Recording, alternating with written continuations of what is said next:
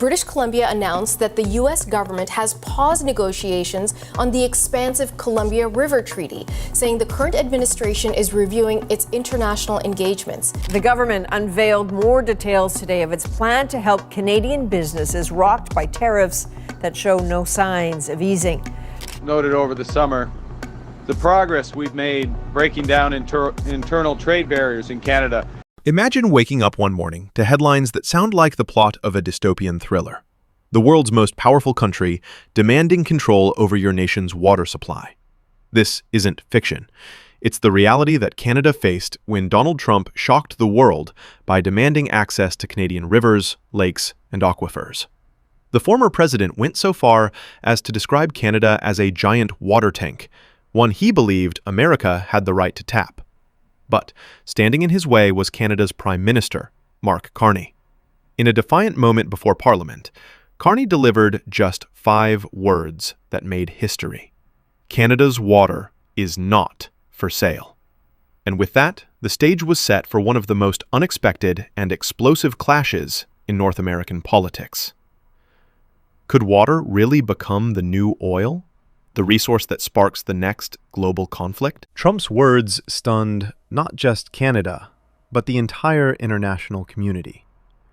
For decades, treaties like the Great Lakes Water Quality Agreement had symbolized cross-border cooperation.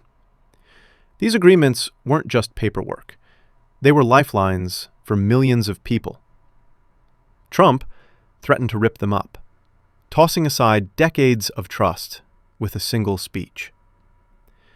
It wasn't the first time Trump used bold threats as leverage, but this time it felt different. Water isn't steel, lumber, or even oil. It's survival. His demand wasn't about tariffs or trade deficits. It was about control over a resource that no nation can live without. To Trump's supporters, this looked like strength, a bold move to solve America's water shortage. To his critics, it looked like desperation. And to Canada, it looked like a direct attack on sovereignty. When Mark Carney stood before the Canadian Parliament, he didn't mince words. His response was sharp, direct, and symbolic. Canada's water is not for sale. That one sentence ignited applause across the nation. Suddenly, Carney wasn't just a politician. He was a shield, standing between Canada's people and the weight of America's demands. His refusal cast him as a defender of national dignity, while exposing just how vulnerable Washington truly was. Public opinion in Canada rallied around him. Social media lit up with hashtags, memes, and calls to protect the lakes. For the first time in years, Canada felt united. Not by pride in victory on a battlefield, but by defiance over a resource too precious to be bargained away. So why did Trump go this far? The answer lies in the crisis boiling inside America. Across the western states, droughts were reaching historic levels. Reservoirs like Lake Mead and Lake Powell had dropped so low that they looked like barren craters. Entire farming towns in California's Central Valley were turning into dust. Farmers reported millions in losses. Families were rationing water, sometimes unsure if their taps would even run the next day. For decades, water politics simmered under the surface. But by the time Trump made his demand, desperation had boiled over. He painted Canadian water as a quick solution, a lifeline for U.S. agriculture, factories, and even entire cities. But the reality? His bold rhetoric may have gained headlines, but it unleashed something even more dangerous. A full-blown political storm between two nations that had long depended on each other. Canada wasn't alone in its reaction. Environmental organizations and Indigenous leaders were outraged.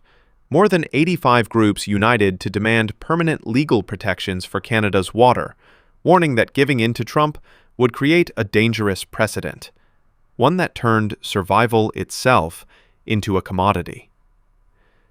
The shock spread far beyond North America.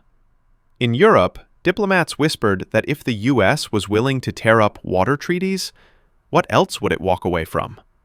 Could NATO deals be next? Trade agreements? Defense pacts? The sense of betrayal rippled across global capitals. And while Washington burned bridges, Beijing built new ones. China spotted an opening and began floating investment deals in Canadian water infrastructure. The message was clear. If America threatens, China promises. Suddenly, water wasn't just about survival. It was about geopolitics, alliances, and power. It didn't take long for Wall Street to panic. Analysts began treating water the same way they once treated oil. Agriculture stocks tanked as uncertainty spread about irrigation supplies in the West. High-tech industries that required massive amounts of water, from semiconductor plants in Arizona to manufacturing in Texas, suddenly faced a new risk factor. Investors began moving their money. Countries with stable water management started attracting more capital, while the U.S. was downgraded in the eyes of many. Ironically, Canada, the very nation refusing Trump's demands, saw its reputation strengthen. By defending sovereignty, Carney projected stability, and global markets rewarded it. It was a twist nobody expected. The world's greatest economic power losing credibility to its northern neighbor over water. While analysts argued and leaders clashed, ordinary families felt the weight of the crisis. In California, farmers sold their tractors at auction after generations of work dried up. In Arizona, neighborhoods were given water schedules, certain hours of the day when families could fill their storage tanks. In Chicago and Detroit, people wondered if the Great Lakes, their trusted source of life, would remain protected. Supermarket shelves reflected the crisis. The price of lettuce, almonds, and potatoes skyrocketed. Fast food chains warned they might remove tomatoes from menus. Families started budgeting around water-heavy products like milk and beef, forcing painful choices at the checkout line. This wasn't just politics anymore. It was dinner tables, paychecks, and survival. The crisis caught the attention of the United Nations. For the first time, the Security Council debated international water protocols. Analysts compared the standoff to the oil embargo of the 1970s. Back then, few believed oil could be weaponized, until it was. Now, the same realization was dawning about water. And the battle wasn't just about rivers and lakes. As climate change melted the Arctic, new shipping routes and resource frontiers opened. Canada, sitting at the heart of this region, made it clear it would not yield. Not to Trump, not to anyone. Ottawa's defiance over water was also a signal. Canada was ready to defend its entire resource future. Water was no longer just a background issue. It was front and center in the global power struggle. As the crisis deepened, something became clear. This wasn't just about Trump and Carney. It was about the 21st century. In the 20th century, oil drew battle lines, toppled governments, and redrew borders. In the 21st century, water may do the same. Every major drought, every collapsing reservoir, every skyrocketing grocery bill reminded people that this wasn't a distant future. It was happening now. And the ultimate question remained: if water is the new oil, who controls the future? The clash between Trump and Carney wasn't just another political spat. It was a warning that the most basic human resource is already a tool of power, leverage, and control. Canada stood firm, but the pressure hasn't gone away. The fight over water is just beginning. And if history tells us anything, it's that the wars of tomorrow may not be fought over oil or ideology, but over the simple act of turning on a tap. So, what do you think?